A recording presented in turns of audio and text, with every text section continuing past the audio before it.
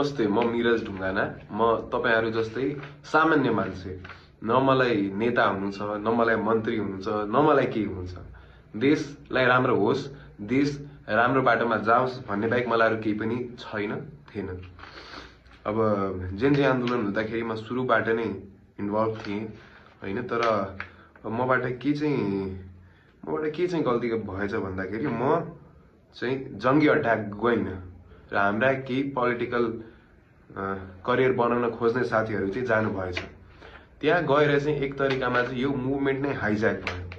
यत्रो ठूलो विध्वंस मचेपछि, यत्रो ठूलो आन्दोलन भइसकेपछि हाम्रो देशले यसको बापत केही न केही चाहिँ पाउनु पर्ने थियो। देश चाहिँ सही मार्गमा हिड्योस्, देश विकास भयोस्, युवाहरु चाहिँ विदेश पलायन हुनु नपर्योस्, देशमै राम्रो रोजगारी पायोस्, सामान्य जनताको चाहिँ तलब वृद्धि होस्, देशले साँच्चीकै निकास पायोस् भन्ने चाहिँ मेरो इच्छा थियो, गर्नु होला भन्ने थियो। तर त्यहाँ जानुभएका साथीहरूले चाहिँ अल्प ज्ञानले हो कि त जानी हो कि त के हो, उहाँहरूले एउटा निकम्मा सरकार नै बनाउनु भयो है। अब उहाँहरूले फेरि एउटा माग लिएर जानु भएको रहेछ, जुन चाहिँ प्रधानमन्त्रीज्यूले चाहिँ साइन गर्न थाल्नु भएको रहेछ। मेरो माग चाहिँ केही सुन्नु भएको छैन। मेरो माग भन्नाले यो जनताको, यो देशको माग हो।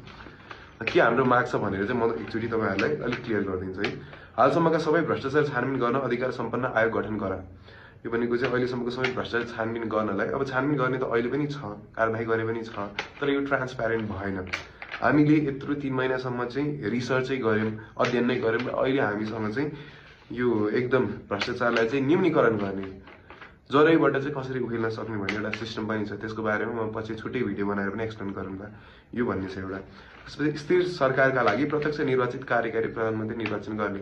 देशमा 12 महिनामा 8 महिनामा सरकार ढल्छ, ढलाढलै गर्छ र जनताले चाहिँ आफ्नो प्रतिनिधि चाहिँ प्रत्यक्ष रूपमा छान्न पाएको छैन। हामीले सांसदलाई भोट हाल्ने हो, जनप्रतिनिधिलाई भोट हाल्ने, अनि त्यसपछि उहाँहरूले चाहिँ हाम्रो ठाउँमा उहाँहरूले छान्दिने हो भने यो डाइरेक्ट भएन है। हामीले चाहिँ प्रत्यक्ष निर्वाचित कार्यकारी प्रधानमन्त्री होस् र देशमा चाहिँ 5 वर्ष सरकार होस् भन्ने चाहिँ हाम्रो कुरा थियो र हामीले पाउनु पर्छ। यत्रो सारो ठूलो आन्दोलन भएको छ, यत्रो मान्छेले ज्यान गुमाएका छन्, यत्रो भौतिक क्षति भएको छ, हाम्रा इतिहासका भनौं न एकदम महत्त्वपूर्ण संरचनाहरू चाहिँ जलेका छन्। सिंहदरबार जल्यो, सर्वोच्च जल्यो। यो जल्दाखेरि आँसु नै आयो हैन, एकदम नराम्रो लाग्यो, धेरैलाई चित्त दुख्यो र त्यसको बदलामा चाहिँ हामीले यो पाउनै पर्छ भन्ने चाहिँ मेरो धारणा र धेरै नेपालीको धारणा पनि यही होला, मैले थाहा पाए अनुसार। विदेशमा रहेका नेपाली नागरिकलाई मताधिकारको व्यवस्था गर। हाम्रो लगभग बजेट जति छ त्यति नै रेमिटेन्स भित्रिन्छ। त्यो हुँदाखेरि जसले रेमिटेन्स चाहिँ हामीलाई पठाउनुहुन्छ, देश जे कारणले चलेको छ, अनि उहाँहरूलाई नै साइड लगाएर 80 लाख भन्दा बेसी नेपाली नागरिकले चाहिँ भोट हाल्न पाउनु हुँदैन। एउटा कुरा त नेपालीले देश छोडेर जानु परेको कारण नै देशमा राम्रो रोजगारी नभएर हो र यो चाहिँ देशको, यो चाहिँ राज्यको कर्तव्य हो कि उहाँहरूको भोटिङ राइट, उहाँहरूको मतदानको अधिकार चाहिँ इन्स्योर गर्ने। त्यो भइरहेको छैन, त्यो गर्नुस् भन्ने अर्को माग थियो। र अर्को भनेको चाहिँ हाम्रो अर्को मुख्य माग भनेको चाहिँ प्रादेशिक खर्चले देशलाई आर्थिक रूपमा धेरै पछाडि पुर्याएको छ। त्यसैले प्रदेश सरकार र अनावश्यक खर्च व्यापक रूपमा घटाउन प्रदेश सरकारको पुनर्संरचना गर्नुपर्छ। हाम्रो खर्बौंमा चाहिँ प्रदेशको चाहिँ तलब भत्ता दिँदैमा हाम्रो पैसा सकिन्छ।